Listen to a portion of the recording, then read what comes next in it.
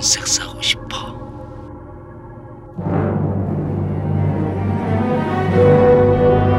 자신이나 우리 가족의 누군가가 이런 상황에 처했다면 여러분은 어떠한 느낌이 들겠습니까?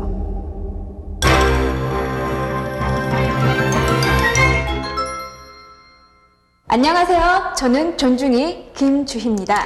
안녕하세요. 저는 평등이 박종일입니다. 평등 씨, 만약 본인에게 이런 상황이 생긴다면 어떻게 하시겠어요? 글쎄요, 직접 당해보지 못해서 잘 모르겠는데요. 그래도 그런 상황이라면 무척 어이없고 당혹스러울 것 같은데요. 그렇죠.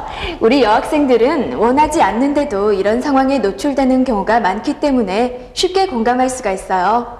그럼에도 불구하고 여러 학생들은 그런 경우가 자신하고는 관계가 없다고 생각하는 것 같습니다. 그런 면에서는 우리 남학생들이 훨씬 더 심하죠. 사실 성희롱이나 성폭력 같은 사건은 우리와 완전히 동떨어진 일이라고 생각합니다. 그래서인지 매스컴을 통해서 그런 사건을 접할 때마다 우리와는 상관없는 일처럼 생각해서 별로 관심을 갖지 않았습니다. 그렇죠. 많은 사람들이 그렇게 생각하고 있는 것 같습니다. 성희롱이나 성폭력이 과거로부터 존재해왔던 문제였음에도 불구하고 우리나라에서는 1993년 모 대학교의 대학원 연구생이었던 한 여성이 지도교수를 상대로 고소하는 사건이 등장하면서 성희롱이라는 단어가 세간에 알려지기 시작했습니다.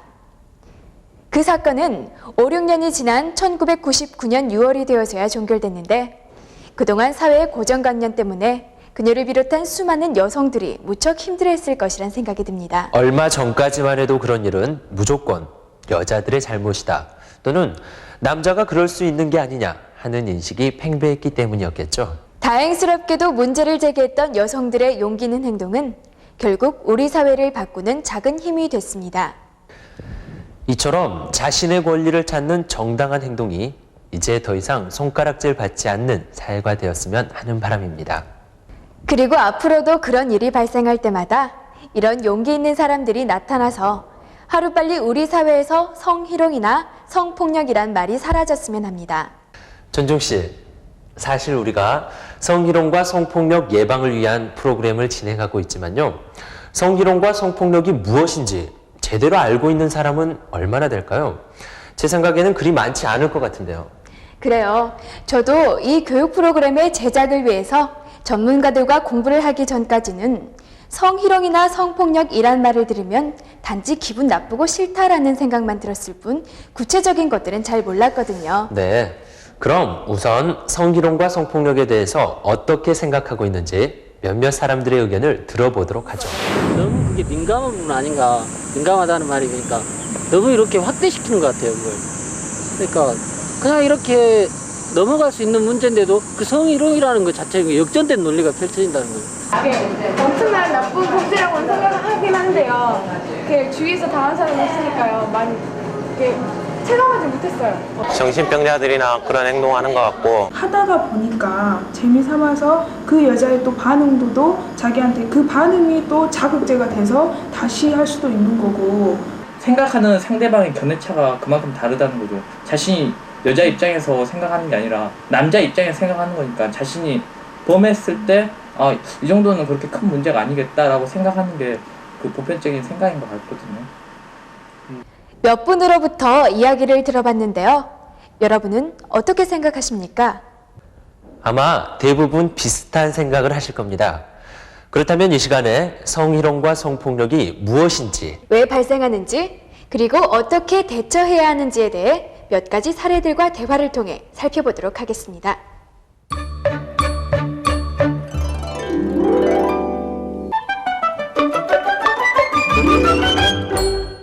평등 씨, 강간에 대해선 들어보셨어요? 물론이죠. 고등학생들 중에서 강간이라는 말을 들어보지 못한 사람은 아마 거의 없을 거예요. 그러면 강간이 무엇이라고 생각하세요?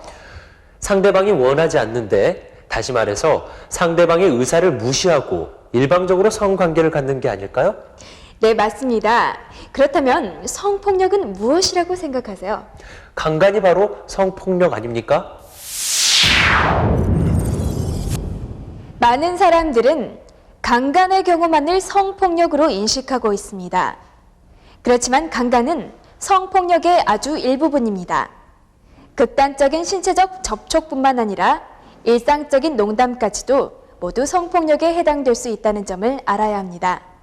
아니, 재미삼아서 하는 농담도 성폭력에 해당될 수 있다는 말인가요?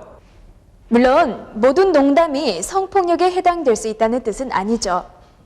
그러나 상황에 따라서 상대방의 자존심이나 기분을 상하게 했거나 수치심을 느끼게 했다면 성폭력에 해당될 수 있다는 점을 알아야 합니다. 그럼 이번 기회에 성폭력이 무엇인지 제대로 공부를 한번 해보죠. 성폭력의 정의부터 간단히 살펴볼까요?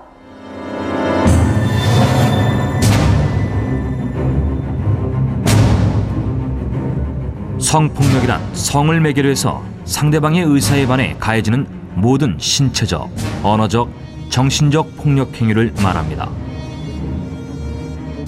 성폭력은 강간, 융간,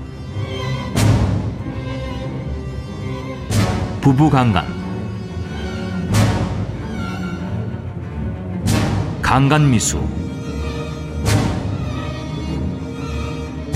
근친상간, 성희롱, 어린이를 상대로 한 성범죄, 음란전화, 사이버 공간에서의 성폭력, 성기 노출을 비롯한 사생활 훔쳐보기, 기타 변태적인 성욕 표현 등을 모두 포함합니다. 흔히 성추행이나 성폭행 등으로 불려지고 있는 성폭력 중 가장 빈번하게 발생하고 있지만 제대로 인식하지 못하는 경우는 성희롱이며 성폭력 중 가장 심각한 피해를 주는 경우는 강간입니다. 좀 어렵죠?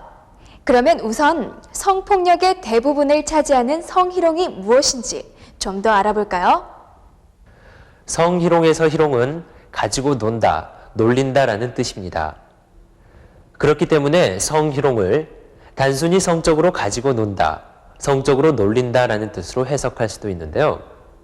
사실 성희롱은 이보다 훨씬 더 넓은 의미를 지니고 있습니다.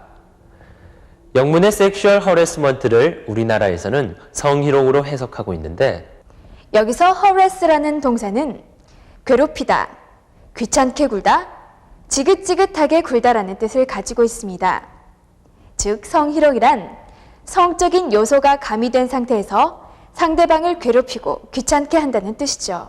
성희롱이라는 내용에는 상대방이 원하지 않는 행동을 가한다라는 뜻도 들어있다고 합니다. 본인은 귀찮게 하려는 의도가 없더라도 상대방이 원하지 않는다면 성희롱에 해당된다는 뜻입니다. 그렇군요. 그럼 이제 성희롱의 사례들을 중심으로 좀 더 명확하게 알아보도록 할까요?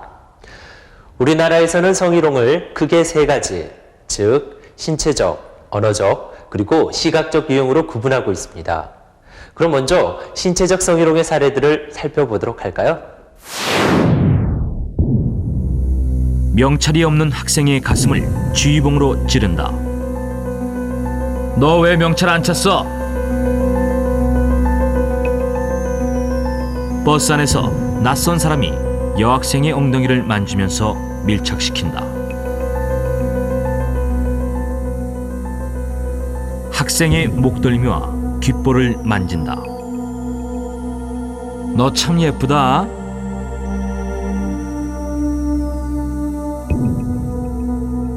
졸고 있는 학생 뒤에서 교복 위로 브래지어 끈을 잡아 튕긴다.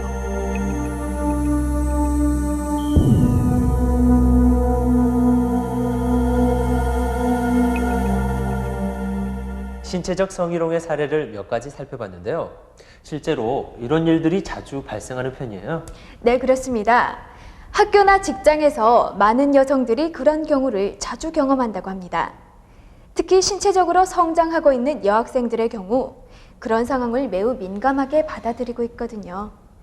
성희롱이나 성폭력 피해에 관한 조사 내용을 읽어보면요. 남학생들도 성인 여성들로부터 성희롱을 당했다, 이런 얘기를 하던데요. 물론 남성들도 피해를 당하기도 하지만 성희롱을 당한 사람들 거의 대부분은 여성들입니다. 그게 사실이라면 우리나라에서는 많은 여성들이 학생은 학생대로, 직장인은 직장인대로 어려움을 겪고 있다는 생각이 드는군요. 네, 그렇습니다. 그럼 언어적 성희롱의 사례도 몇 가지 살펴볼까요? 그래? 여자 공부를 해서 뭐하냐? 똑똑하면 남자만 귀찮지. 와, 제 다리 좀 봐. 진짜 무다리야. 야, 너희 집 김치 걱정 없겠다. 30점? 그래, 너는 공부는 못해도 엉덩이가 큰 걸 보니까 애는 찰락했다. 그거라도 잘하면 되지 뭐. 야, 너 빨간 팬티 입었지? 우와, 아래서 보니까 다 보인다.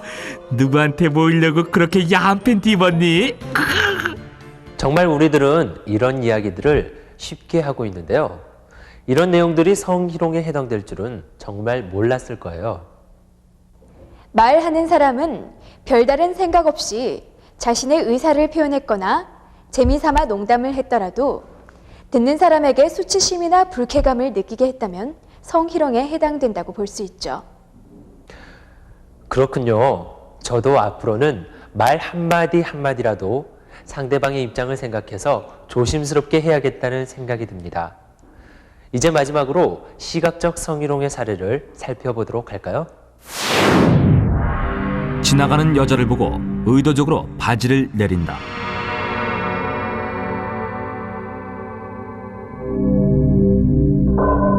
포르노 잡지를 보면서 여자들을 쳐다보며 끽끽거리며 웃는다.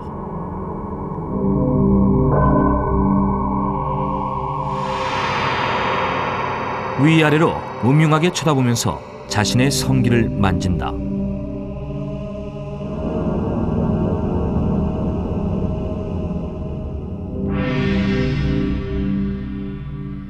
컴퓨터에 야한 사진을 띄워놓고 보여준다. 이리 와서 이것 좀 봐. 어때? 같은 여자가 봐도 끝내주지? 남자들은 여자들도 야한 사진이나 그림 등을 보고 싶어 한다고 생각해서 그런 행동을 하는 게 아닐까 싶은데요. 남자들이 여전히 그런 생각을 가지고 있다면 성희롱이나 성폭력은 사라지기 어려울 것이란 생각이 드네요.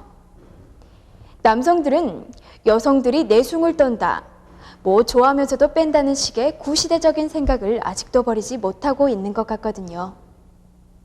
많은 남성들이, 심지어는 남학생들도 여자도 원하고 있을 것이다 라고 생각을 하거든요. 그렇지만 실제로는 그렇지 않다는 것을 깨달아야 합니다. 그렇습니다. 자신이 원하지 않는 것까지 보게 하는 것은 상대방의 의지나 입장을 무시하는 행위에 해당된다는 거죠. 그렇군요.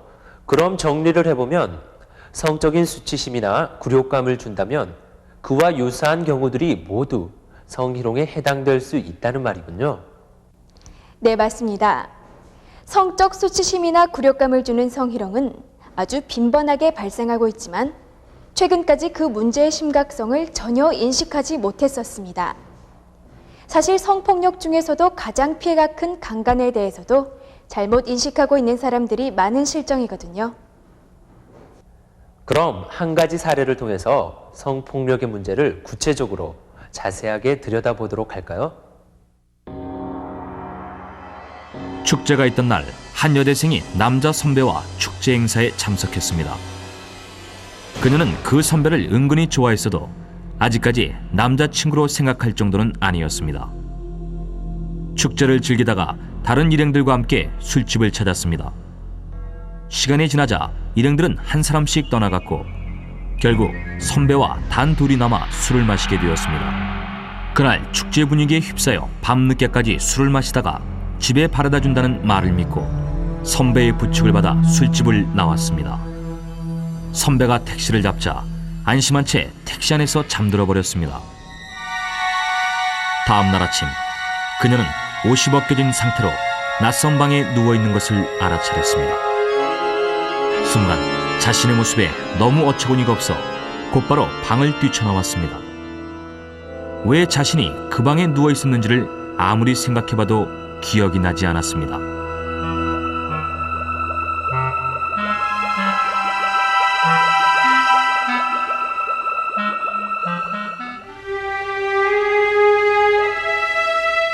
며칠 동안 그녀는 자신이 원하지 않았던 성관계를 가진 것과 선배에 대한 배신감 때문에 무척 힘들었습니다. 그녀를 더욱 힘들게 했던 것은 학교에서 아무 일도 없었다는 듯 자신을 대하는 선배의 태도였습니다. 그녀는 이 문제를 더 이상 혼자 감당하기 힘들어 상담소에 전화를 했습니다. 상담원은 그런 경우도 성폭력에 해당된다고 말했습니다.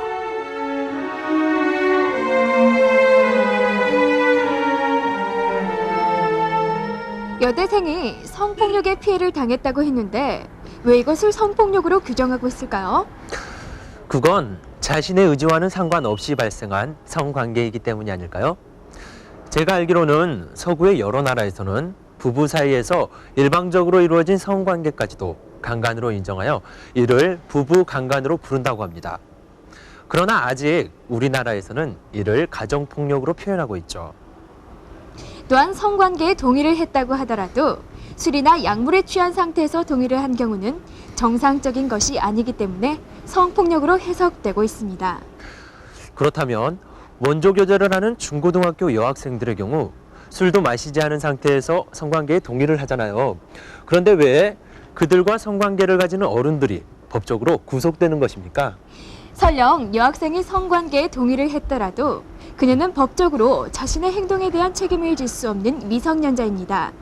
그렇기 때문에 성인이 미성년자를 상대로 성관계를 가졌을 때를 성폭력으로 규정하고 있습니다. 그럼 성폭력에 해당되는 경우를 정리하자면 최소한 다음의 3가지 요소들이 들어가야겠군요. 첫째, 상대방의 의지에 반해서 발생하는 성관계.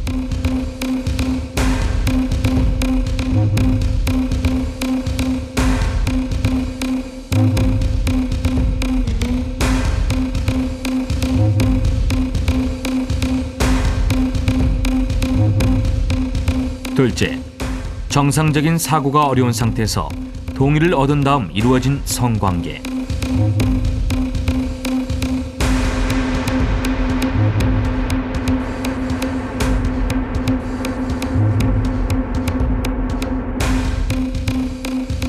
셋째, 법적으로 미성년자와 이루어진 성관계.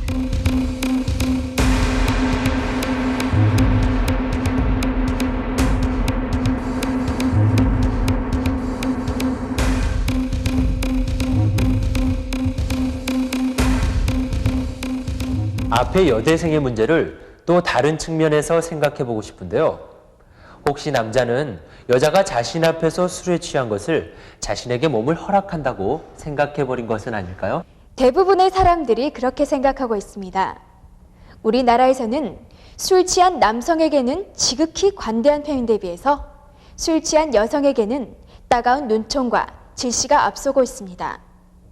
그래서 여성이 술을 마셨거나 술에 취한 상태에서 발생한 성폭력에 대해서는 대부분 그 책임을 여성에게 돌렸기 때문에 더 이상 반론을 제기할 수가 없었습니다. 여자가 술을 마시고 한 행동에 대해서만 책임을 묻는 것을 보면 우리의 음주 문화는 남녀 간의 차별이 심하게 존재해왔던 것 같군요. 좀 부끄러운 이야기지만 술과 성행동의 관계를 연구한 결과에 의하면 고의적으로 여성이 술에 취하도록 유도하는 남성들이 많다고 합니다. 더 근본적인 문제는 술을 마시지 않은 여성이라도 남성들에게 공격받을 가능성이 매우 높다는 점입니다. 그렇지만 이제부터는 분명히 달라져야 한다고 생각합니다.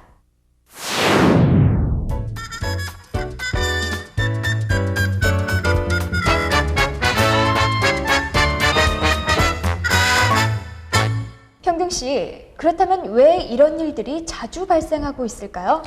글쎄요. 성희롱과 성폭력이 왜 일어난다고 생각하는지 몇몇 사람들의 이야기를 들어보도록 할까요?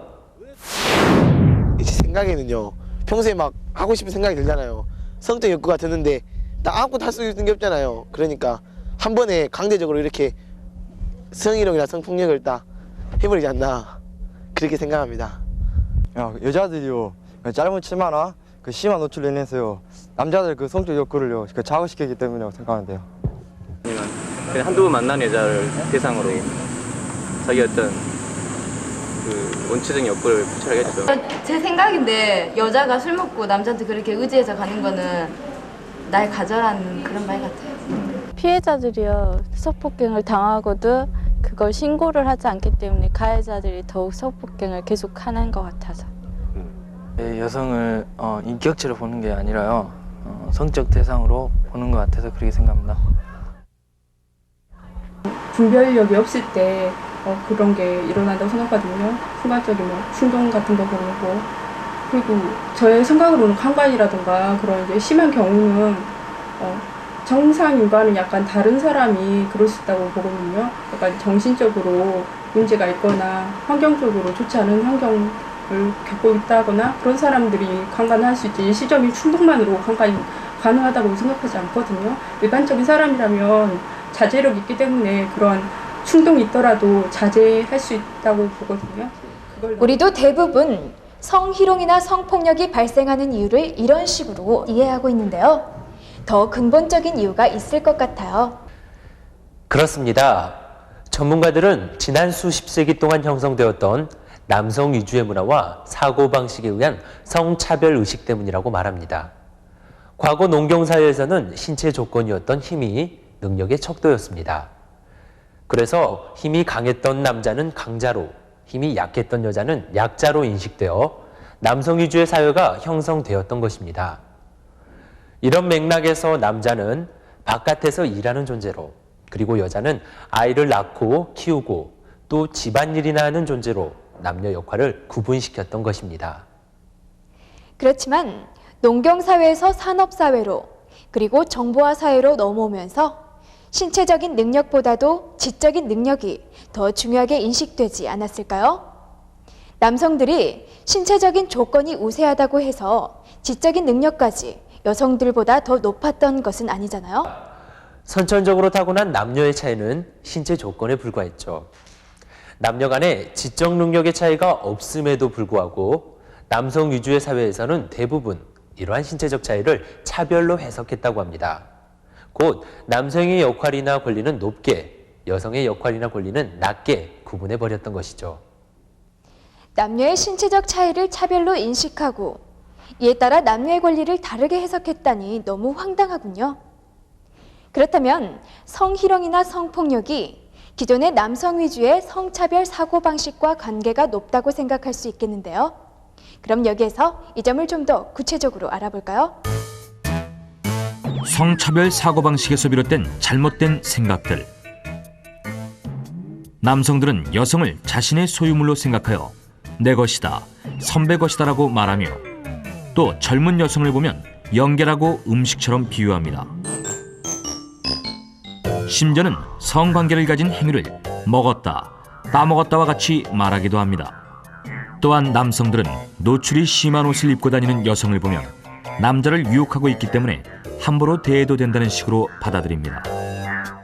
그래서 이러한 여성들이 성폭력을 당했을 경우 여성이 원인을 제공한 것이라고 생각하여 술 취한 여성의 경우처럼 모든 비난을 가해자가 아닌 피해자에게 돌렸습니다.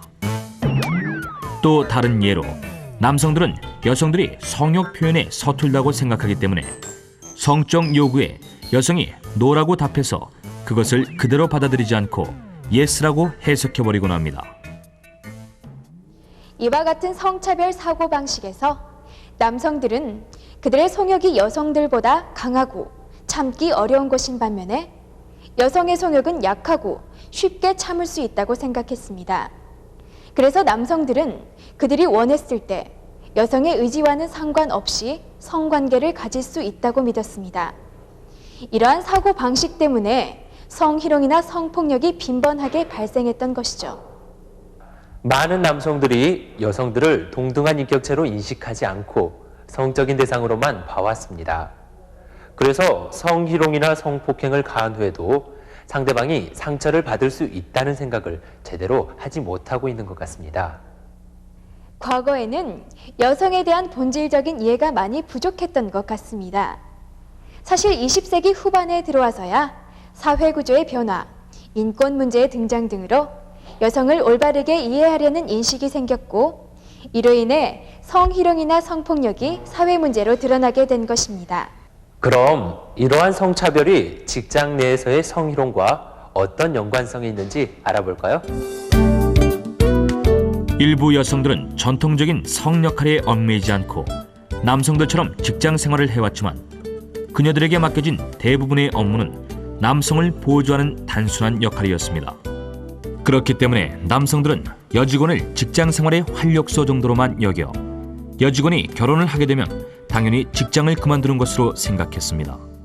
일부 여성들은 이러한 차별적인 상황을 극복하고 자신의 능력을 발휘하여 중추적인 역할을 하고 있습니다.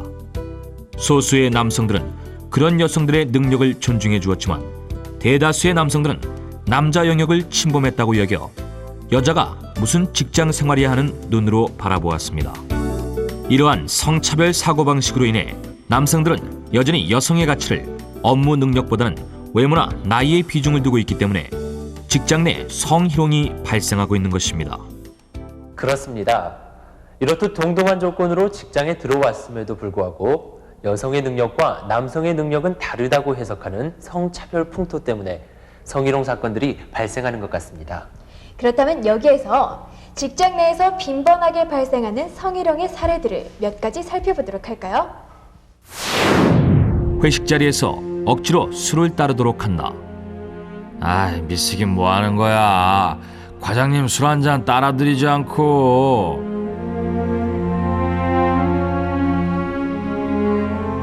신입사원이 들어오면 귀여운 남성들까지도 관심을 갖는다. 예쁜데 내가 다 가르쳐줄게. 아이 참, 유부남은 좀 빠져. 귀여운 남성이 미혼 여성에게 밤늦게 전화한다. 나 너 사랑해. 마누라랑 이혼할 테니까 나랑 결혼해줘. 승진을 미끼로 상사가 여사원을 유혹한다. 하하, 미스 김, 승진은 걱정하지 마. 응? 저녁에 같이 술 한잔하지. 응? 이러한 직장 내 성희롱은 여성들에게 근무 의욕을 상실시키는 것은 물론 자신의 능력까지 제대로 발휘하지 못하게 만들어버립니다.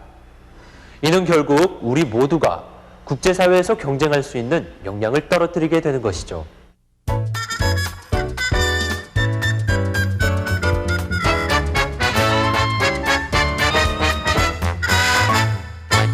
형등 씨, 그럼 그런 생각들은 어떻게 하면 바뀔 수 있을까요?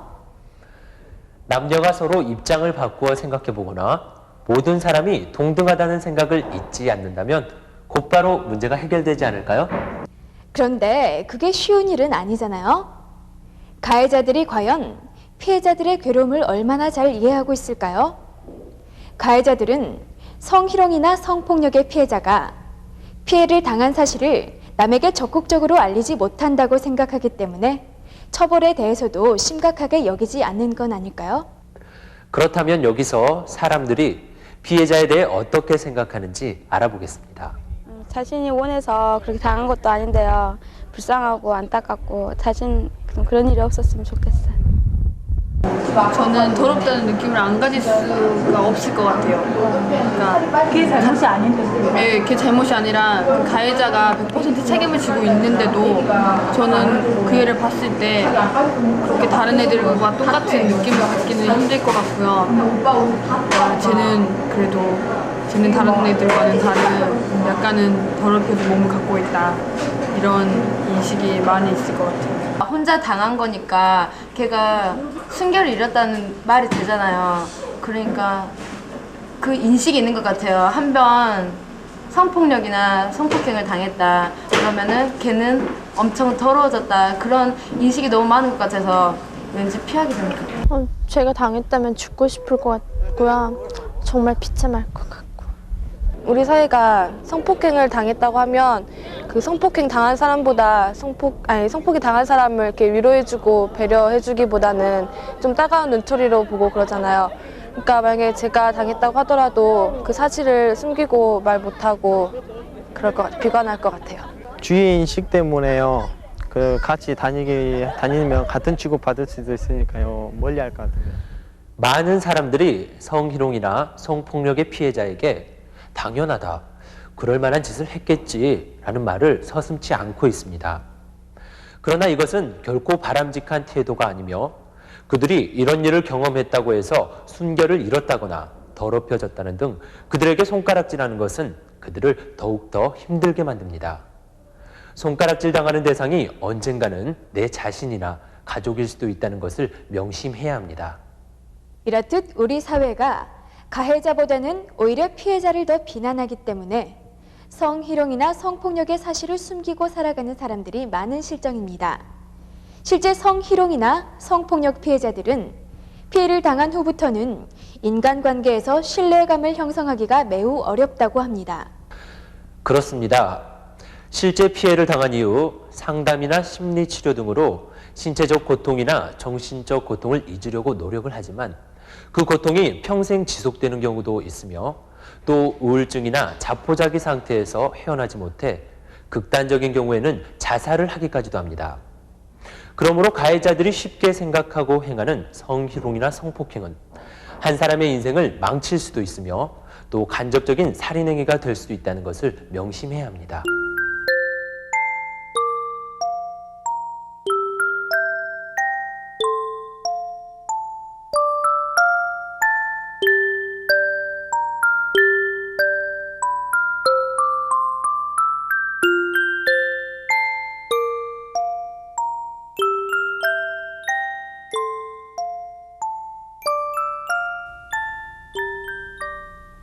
제가 이 문제를 공부하기 전에는 성폭력하면 낯선 사람들에 의해서만 발생하는 것으로 알고 있었는데요. 서로 아는 사람들 사이에서 더 많은 성폭력이 발생한다고 합니다. 그런데 아는 사람들 사이에서 발생하는 성폭력의 경우에는 서로 얽혀 있는 인간관계 때문인지 신고하는 비율이 더욱 낮다고 합니다. 특히 부모, 오빠나 삼촌 등 근친상 간의 경우는 더더욱 다른 사람들에게 알리기가 어렵다고 합니다. 이 때문에 근친상 간의 경우 대다수가 반복적으로 피해를 당하게 됩니다. 성희롱이나 성폭력의 가해자가 어느 특정인이 아니듯 피해자 또한 어느 특정인이 아닙니다. 성별이나 연령, 직업 등에 관계없이 누구나 가해자나 피해자가 될 수 있습니다. 그러나 피해자의 비율은 남성에 비해 여성이 절대적으로 높은 실정이며 그 가운데서도 젊고 어린 여성이 피해자의 대부분을 차지하고 있습니다. 또 어린이나 청소년일 경우에는 여성뿐만 아니라 남성도 성폭력의 피해자가 되는 사례가 많습니다. 뿐만 아니라 성인 남성들까지도 성폭력의 피해를 경험한다고 합니다. 그럴 경우 가해자는 여자일 것이라고 생각하지만 주로 남자들이라고 합니다.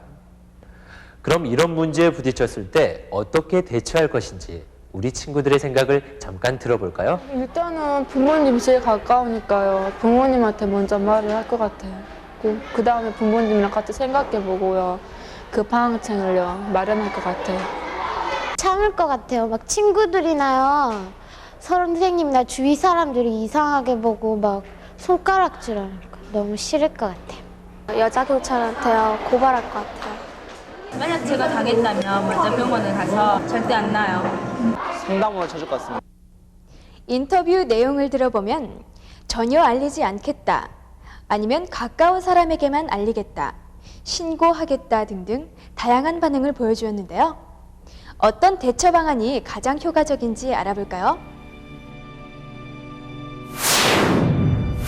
성희롱이 발생했을 때 대응 방식은 소극적인 것과 적극적인 것으로 나눌 수 있습니다. 대부분의 피해자들은 성희롱을 당했다는 것이 알려질 경우 문제가 더 커질 것을 우려해 혼자서 모른 채 하거나 꾹 참아버리거나 자책해버립니다. 이러한 예들은 소극적 대응 방식의 형태로, 이러한 소극적 대응을 하게 되면 가해자로부터 반응이 더 자주 나타나거나 더 강하게 나타날 가능성이 커집니다. 그래서 시간이 지나갈수록 피해자에게 더 큰 상처를 줄 수도 있습니다. 그러므로 이러한 소극적 대응은 성희롱의 문제를 줄이는 데 전혀 도움이 되지 않습니다. 이에 반하여 성희롱이 발생할 상황을 예방하거나 성희롱이 발생했을 때 이를 단호하게 저지하는 것은 적극적 대응 방식의 형태로 가해자에게 직접 그러한 행위를 중지해 주라고 요구하는 것이 그 대표적인 예입니다. 그러한 행위의 중지를 요청할 때는 차분하고 명확한 어투로 자신의 느낌과 생각을 분명하게 표현하는 것이 좋습니다. 그렇지만 의사 전달 과정에서 가해자에게 자신의 분노 감정을 직접 전달하다 보면 오히려 가해자로부터 반격을 당할 가능성이 있습니다. 그러므로 상대방의 자존심을 건드리지 않으면서 의사를 전달해야 합니다. 가해자에게 직접 거부 의사를 표현하는 방법이 가장 좋지만 이는 대단한 용기를 필요로 하기에 쉽게 실행하지 못할 수도 있습니다. 그럴 경우 가해자에게 편지를 써서 자신의 의사를 완곡하게 알리는 방법이 있습니다. 또 가까운 사람이나 믿을 만한 사람에게 알리거나 성폭력 전담 기구에 신고하는 방법도 있습니다. 신고해야 할 때는 피해 상황을 누가, 언제, 어디서, 무엇을, 어떻게, 왜 육하 원칙에 의해 정확하고 구체적으로 기록하고 소극적인 대응보다는 적극적인 대응을 하는 사람들이 많아질수록 성희롱의 발생은 줄어들게 될 것입니다. 그런데 성희롱의 의도가 전혀 없는 상태에서 친밀감을 표현했으나 상대방의 입장에서는 성희롱이라고 해석될 수 있는 경우도 있지 않을까요? 그런 경우도 자주 발생한다고 하는데요. 그럴 때에도 상대방에게 자신의 느낌을 적절하게 전달해서 더 이상의 오해가 발생하지 않도록 하는 것이 중요하다고 합니다. 사실 우리나라에서는 주위에 곱지 않은 시선들 때문에 성희롱이나 성폭력의 피해 사실에 대해 적극적으로 알리는 것이 매우 어렵습니다. 그렇기 때문에 지금부터라도 우리 모두가 피해자의 입장을 제대로 이해해주고 피해자들에게 따뜻하게 위로를 해주면서 희망을 가지고 살아갈 수 있도록 도와줘야 할 것 같습니다. 전종 씨, 그러면 성희롱이나 성폭력의 문제를 법적으로는 어떻게 다루고 있는지 한번 살펴볼까요? 과거에는 성희롱이나 성폭력 문제를 다룬 법적 내용이 충분하지 못했습니다. 그렇지만 1990년대 이후 성희롱, 성폭력이 사회적 문제로 대두되기 시작하면서 여러 가지 법 조항들이 마련되었습니다. 1994년도부터 시행된 성폭력 범죄의 처벌 및 피해자 보호 등에 관한 법률에서는 강간이나 성추행, 성폭행 등의 성폭력 범죄를 다루고 있으며 이를 줄여서 성폭력 특별법이라고 부르고 있습니다. 성폭력 특별법의 내용은 시간이 지나면서 조금씩 보완되어 왔습니다. 이 중 가장 주목할 만한 것으로는 사건이 발생하여 1년이 지나지 않은 상태에서는 언제든지 고소가 가능하며 또 피해자의 신원과 사생활이 보호되는 차원에서 문제가 해결되도록 했다는 점입니다. 성희롱은 현재 두 가지 법률에서 다루고 있습니다. 그중 하나는 1999년도에 개정되어 시행된 남녀고용평등법으로 기존의 남녀고용평등법에 직장 내 성희롱에 관한 사항을 추가시킨 것입니다.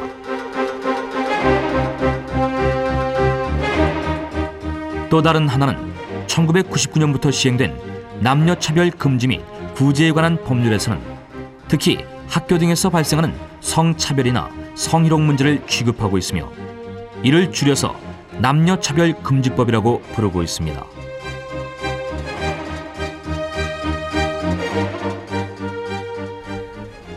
이러한 법률의 제정으로 성희롱을 비롯한 성폭력 사건의 발생이 과거보다 줄어들이라고 믿습니다. 그러나 성희롱이나 성폭력이 전혀 발생하지 않았다면 이러한 법규들도 사실상 필요 없었겠죠. 성희롱이나 성폭력 발생을 방지하기 위해서 법규를 제정하는 것도 중요하지만 더 중요한 문제는 우리들의 사고의 변화라고 생각됩니다. 남녀 모두가 서로 동일한 인격과 가치를 지니면서 존중을 받고 사는 존재, 즉 평등한 존재라는 사실을 잊지 않는다면 성희롱이나 성폭력은 분명히 사라질 것입니다. 지금까지 성희롱이나 성폭력이 무엇인지, 왜 발생하는지, 그리고 어떻게 대처해야 하는지에 대해 알아봤습니다. 이 시간을 통해 성희롱이나 성폭력의 문제가 남성 위주의 문화로 형성된 성차별 때문이었다는 것을 알게 되었습니다. 그래요. 저도 이 문제를 진지하게 접해보기 전에는 성희롱과 성폭력의 발생 원인을 잘 몰랐거든요. 알고 보니 심각한 성차별 의식에서 비롯되었군요. 이러한 성차별 의식 때문에 발생하는 성희롱이나 성폭력은 피해자에게 정신적이고 신체적인 고통을 가져다 주어 그들이 교육을 받을 수 있는 권리나 일을 할 수 있는 권리, 즉 피해자 개인의 인권을 침해한다는 사실을 이해하셨죠? 여러분이 이 교육 프로그램을 통해서 성희롱이나 성폭력이 왜 사라져야 하는가에 대해 제대로 인식하셨을 것으로 믿고 싶습니다. 앞에서 언급했듯이 21세기 정보화 시대는 국제사회에서 경쟁을 해야 한다고 합니다. 한국이 세계 어느 나라와도 비교해도 뒤떨어지지 않기 위해서는 여성이나 남성 모두 자신의 능력을 충분히 발휘해서 누구나 사회에서 열심히 일할 수 있는 환경이나 풍토를 가꾸어야 한다고 생각합니다. 그러한 환경의 조성을 위해서는 한 사람 한 사람의 생각의 변화가 매우 중요합니다. 맞습니다. 우리의 마음 하나하나를 모아 서로를 존중하고 평등한 존재로 인정하는 사회가 빨리 오기를 기대합니다. 저도 물론 그렇게 기대합니다. 서로를 존중하고 평등한 존재로 인정하는 사회가 바로 성폭력 없는 사회입니다.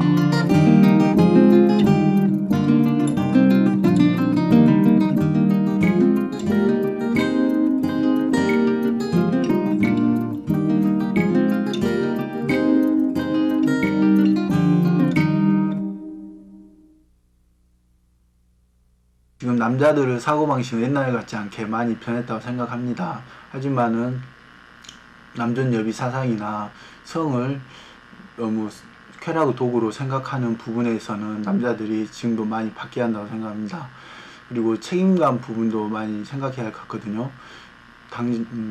성폭력이나 희롱을 당한 후에 그런 여자들이 받을 상처나 작은 거지만은 그런 아픔 같은 것도 남자들이 생각해야 할 거라고 생각합니다. 당장 자기 가족들이 그런 성희롱이나 폭력 아주 작은 거지만은 그 제3자한테 그런 걸 당했다고 생각하면은 엄청 기분 나쁘겠죠. 그런 걸 생각하고 자신이 제3의 여자를 대할 때도 보통 여자를 대할 때도 그런 걸 생각한다면은 좀 더 책임감도 느껴질 것이고 그런 부분을 자제하게 될 겁니다. 생긴 것도 못생긴 것이 거칠다고 이런 이야기 많이 해요, 집에 와서. 그러니까 여자애들이 못생긴 애들이 막 더 거칠고 말도 그러고 막 아주 그런다고. 그래서 그럴 때 이제 애하고 인물하고 아이의 성품하고 여학생에 대해서 얘가 쉽게 던지는 그런 말들, 그래서 이제 한 번쯤은 이야기를 하죠. 그게 그 여학생이 받을 상처라든지 네가 쉽게 해버린 말들이 미칠 영향이라든지. 직장 생활을 막 했을 때 그 선배 동료에게 이런 얘기를 들은 적이 있어요. 같은 직장 여성에게 너 입술이 너무 섹시하게 생겼다. 너 너무 쭉쭉 빵빵이다. 그런 얘기를 했을 때 그 후배된 그 직장인으로서 굉장히 호기심 있고 재밌었어요. 그러나 그것이 그 여성으로 하여금 얼마나 상처를 받았고 충격을 받았는가에 대해서는 생각을 하지 못했죠. 그래서 그 또 다른 장소에서 그 어떤 여성을 만났을 때 선배에게 들었던 내용들을 답습하게 되는 거죠. 나도 한번 해볼까. 그래 재밌었겠다. 이런 얘기를 생각을 갖게 되는 거죠. 그 선배에게 답습하려고 하는 생각을 갖게 되는 거죠. 그래서 우리나라 성희롱과 성폭력이 없어지려면 그 답습하려는 그 마음이 무조건 없어져야 되고 그것이 여성으로 하여금 굉장한 충격과 상처로 남는다는 것을 우리는 알아야 되고, 그래서 그 우리나라의 모든 남성들이 그 직장 동료나 선배 그리고 후배들에게까지도 그것을 물려주지 않으려는 그런 정신 자세가 필요하다고 생각합니다.